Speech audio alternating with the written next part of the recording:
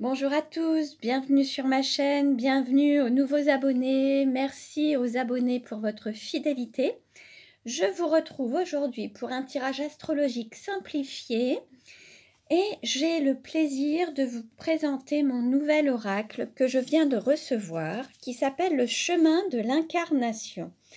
Donc je vais faire un tirage astrologique simplifié pour le moment uniquement avec cet oracle puisque je vais l'interpréter pour la première fois avec vous. Alors vous verrez, il dévoile beaucoup de choses, mais plus dans la matière.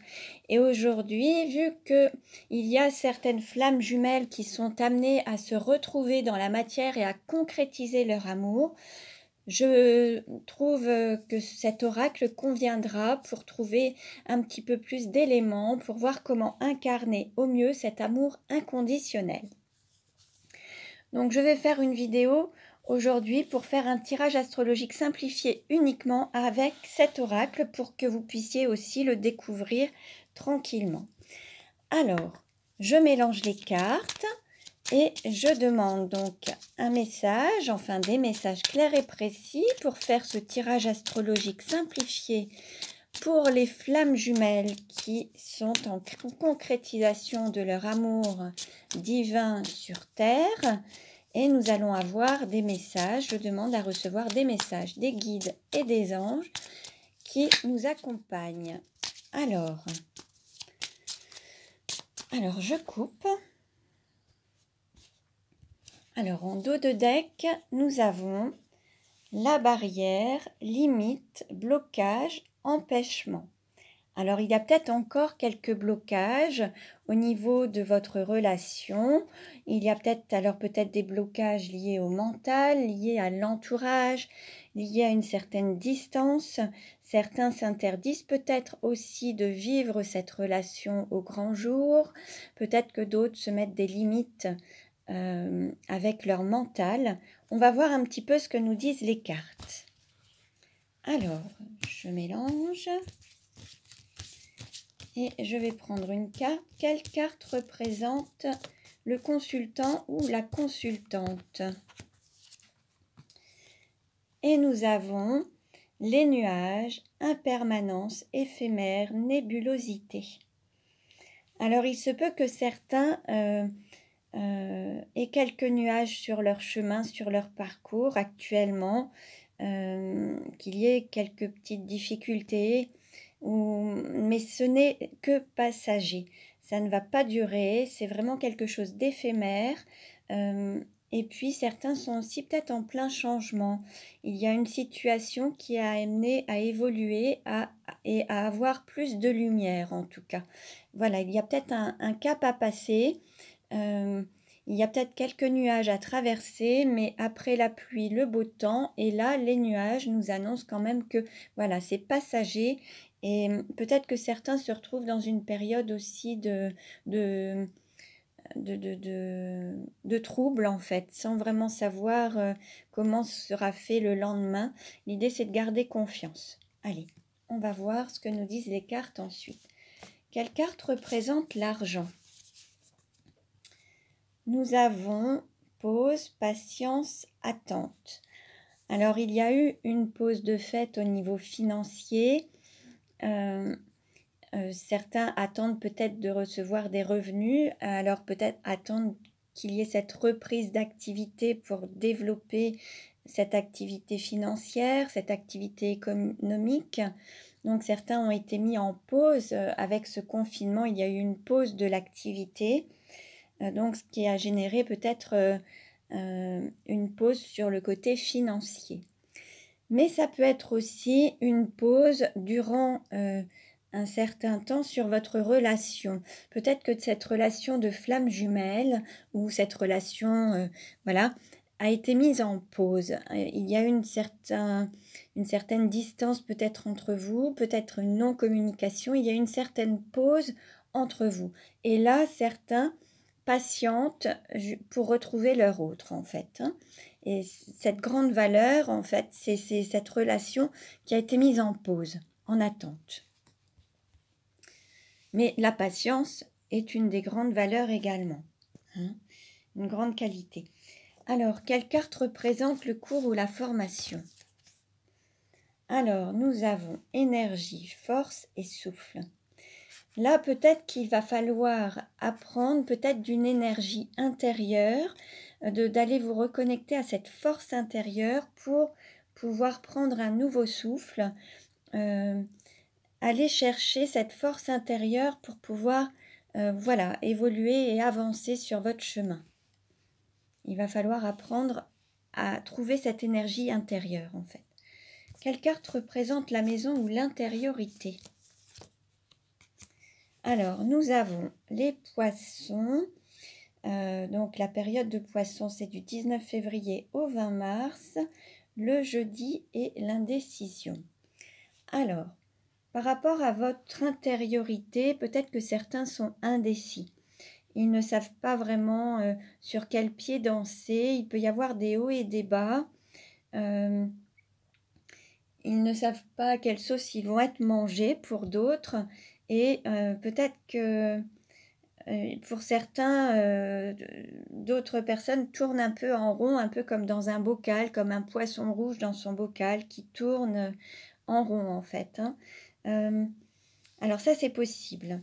Ensuite, il y aura peut-être quelque chose un jeudi. Peut-être qu'il y aura quelque chose chez vous, peut-être une visite un jeudi à votre domicile, peut-être une nouvelle un jeudi. Peut-être que certains sont du signe du poisson ou une personne de votre entourage est du signe du poisson. Il se peut aussi qu'il y ait eu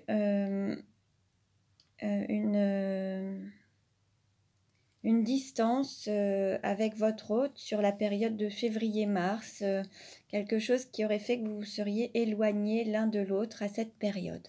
Bon, prenez ce qui résonne en vous. Quelle carte représente le cœur?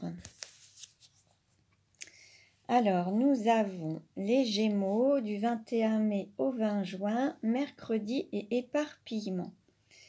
Alors, peut-être que certains ne savent plus où donner de la tête. Ils s'éparpillent peut-être à travers plein d'activités pour ne pas penser à la personne qu'ils ont dans leur cœur.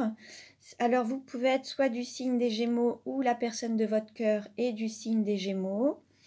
Il se peut qu'il y ait une manifestation entre le 21 mai et le 20 juin. Peut-être que vous aurez des nouvelles de la personne de votre cœur durant cette période.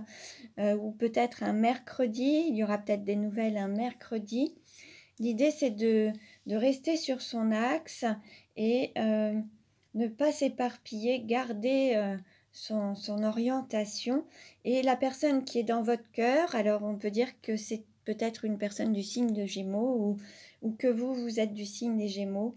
Et puis on a aussi les Gémeaux, il y a aussi les jumeaux et ça peut être ces flammes jumelles, en fait, les deux personnes. Donc voilà, prenez ce qui résonne en vous.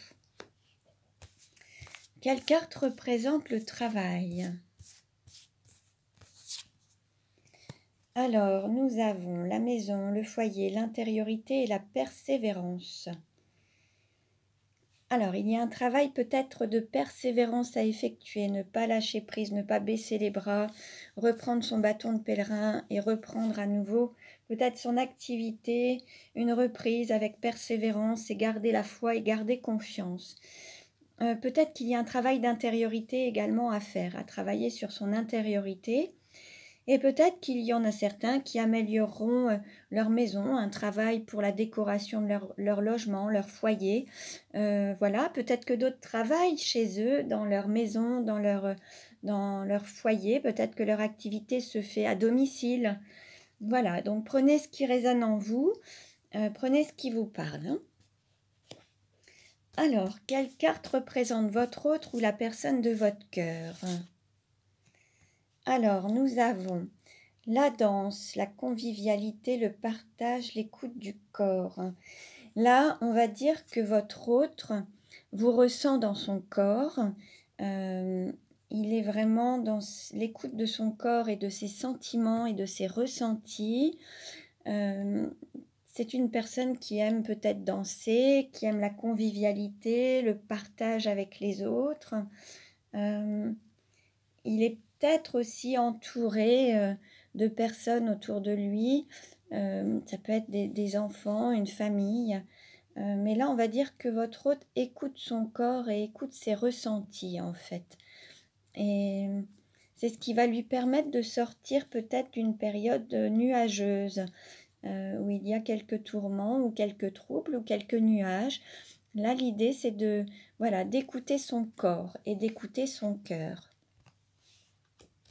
Alors, quelle carte représente la sexualité? Alors, nous avons 8 accords et avance. On va dire que là, cette sexualité, on vous dit oui. Alors, si vous aviez une question par rapport à cette sexualité, il y a la réponse oui. Il y a l'accord, le feu vert pour vous diriger dans cette sexualité. Et le chemin avance. Peut-être que la relation que vous avez avance vers cette sexualité et va se matérialiser. Peut-être que certains étaient en attente ou en pause ou patientés, mais là on vous dit oui, ça avance et vous avez le feu vert. Alors, quelle carte représente le voyage?